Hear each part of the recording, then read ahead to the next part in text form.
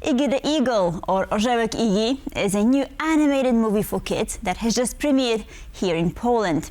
The film brings together skilled storytelling with a strong visual language. To talk about how the film was created and what it says about the state of animation today, we're joined by the film's director, Bartosz Kędzierski. Hello and welcome, delighted to have you with us. Hello, thanks for your invitation. So Orzełek has a strong didactic element. It's actually advocating against the overuse of technology. Why was this theme important to you? Well, basically it's not only because about the mobiles or social medias, but it's about dreams and family and friends and friendship. So that's just the top of the iceberg. This the thing that you were talking about. Basically, that when this story came up, and that was completely different story.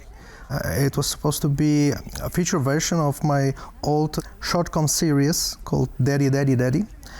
That was something for adults, but then we have decided to make something for the whole families.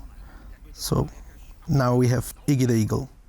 So it's not strictly for children, because I was actually going to ask you about this change of audience, because your most famous series, Włatcy Móch, that premiered in 2006, was strictly for adults, right? Was it tricky to sort of, change that narrative? Actually, that series surprised us very much because, our target was the adult audience, but all the kids, like 10 or 12 or 15 years old, loved this series, and now this is the core element of the fan group.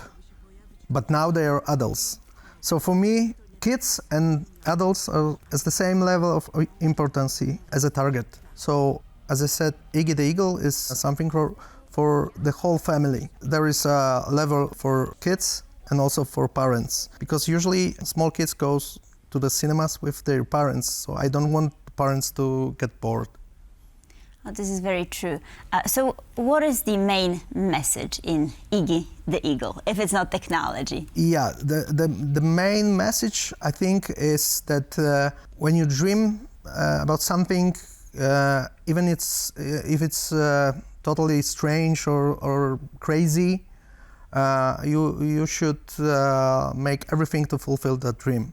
But at the end, when you can make it true, you should maybe think about making a step back, because there are some things more important than your dreams. I mean, your friends, your family, contact with other people. So it's about, I think basically it's about finding the balance in your life. Same with the technology and mobiles and social medias. That's why I wanted to tell the story about the birds that created the civilization, so high civilization that they forgot how to fly, because they don't need to, because they built planes, automobiles, and everything that we have. And speaking of dreams, what drew you to become a director of animated movies? I was a huge fan of every kind of animation since I was a little boy. So first I watched the Merry Melodies or Looney Tunes. Then I evolved into an anime fan, and then I started to watch the stop motion animation. So I had to learn all these techniques, and now I work with all the types of animation and technologies of animation. So this one is very unique project, because we can say it's classical cartoon, because all the characters were hand-drawn, were animated by hand. No AI, no computers, but backgrounds were filmed or made as CGI. And there was a huge problem, but it was very difficult to mix everything together, to create something that is realistic. Right. So this is basically a 2D image combined with CGI, because and with the footage, with the live action, because most of the backgrounds were filmed here in Poland, also in Canada, in Toronto. So yeah, and some of them were CGIs. So what, in your view, is the most important element of a cartoon? Is it the image? Is it perhaps the voice, the dubbing, or the story itself? Always, everything comes up from the story. So the good script is the must-have. Yeah, and then we have something like a movement, which is crucial for animation. So the movement should be realistic, but also something with, you know, soul, real life. You have to, I know it's just drawn, but those characters have souls in their life. It is probably difficult, right, to convey all that. But I mean, Poland used to be a powerhouse when it comes to animation, 2D hand-drawn animation, right? So what has changed, and where are we right now? I think, and I hope, because Iggy is such a project, I mean, a unique project, because now it's like 90% of all animation we can see in cinemas or TV is 3D. I mean, CGI 3D, like Pixar movies or Sony movies. And I think sometimes, and usually they look almost the same. The character design, the character of animation, the look, and I always try to find something new and something different. That's why I love cartoons, and I love sometimes cutout animation, which is similar to cartoons, and of course puppet animation. It's more like European thinking of animation. But I mean, I was wondering, these CGI movies, they look the same because this is what people want to see, probably. Aren't you afraid that a 2D Iggy is not going to be as popular because of the image? I don't believe that it's because people want to see this all this stuff always the same. It's easier to make the same thing because I don't know, big companies know that it works, so they make the same. They use the same technology, the same style, because they know it works. But sometimes I think viewers and kids are tired of the same things they watch. That's why when I talk to young audience, they say, "Oh man, this looks different. It's fresh. You know, it's not like Pixar. It's not like I don't know, Zootopia.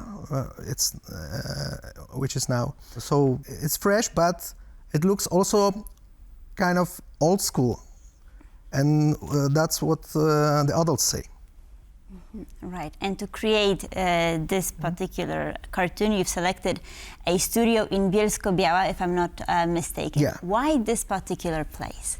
Because I work with them since 10 years, I think. We made also the latest 2 series of Włatcy Móch with them and some other series. So I know their crew well. Their producers and owners of the studio are my friends, so we know each other for like 20 years. So that was an obvious choice, and they also loved the script. So it's chemistry. Absolutely. So let's zoom in on Włatcy Móch for a moment. Yep. So did you expect such a cult following when you first started out, and why do you think it's so popular? I think it's because the first thing that I wanted to show the childhood and the school from the kids' perspective, with no hiding some dark aspects of this subject. And the language also, and some cursing, which is very popular in schools. So, but as I said, first that was for adults. The huge popularity among the kids was a surprise, total surprise. But I mean, the way it's drawn, it also has a very distinct style. So why does it look the way it looks? Yeah, because that story was about my childhood and the school I remember. That was like 80s in Poland. Everything was gray and, you know, dirty and sad. So the visuals for this cartoon looks the same and are not very glamour. Yep. And of course we also had a very strict and low budget, so we had to find the ways to work for us. This low budget should be not something that stops us, but gives us some energy and fuel. So we had to invent some ideas in visual side of the series. And you also provided the voice for one of the main characters, Czesio. Yeah, the zombie one. Right, so let's talk about dubbing for a moment. How important is it? Also, Iggy the Eagle has interesting cast when it comes to dubbing, right? Some major stars. The Iggy the Eagle is totally Polish film, Polish production, but the native spoken version of this film is English, and the script was written in English. So the basic version is English, and the present voices were recorded in States, in Miami, with American actors, and the animation was based on those voices and those recordings. Then when the movie was ready, we had to make Polish dubbing with Polish crew and Polish casting and all that stuff. Right, but how did you go about selecting these particular actors? We had some meetings with producers and dubbing director and casting director. So the adult characters was chosen. We wanted especially those actors we knew they will fit. But kids, that was something very important for me. I believe only kids can play kids in dubbing. I didn't want to use adult actors pretending to be kids. That's why we had casting, and we've chosen those kids, and they were fantastic. And Bartosz, before we go, I wanted to ask you about your plans for the future. I know you've just wrapped up one project, but are you working on anything currently, or are you planning anything major? Yeah, I'm working on 2 projects now. I can say maybe, I'm working on my next feature animation, which I hope will happen in maybe 2 or 3 next years, because it will be a stop motion puppet animation about plants, and that's one thing. And the other one, which I can say a little bit less, it will be an animated nature movie. But that will be shorter. It will be like 20 minutes long. They both sound very exciting, so fingers crossed, and of course we're looking forward to seeing them. Bartosz Kędzierski, thank you so very much for joining us. Thank you very much. And thank you for watching Pulse of Culture. Please stay tuned for more here on TVP World.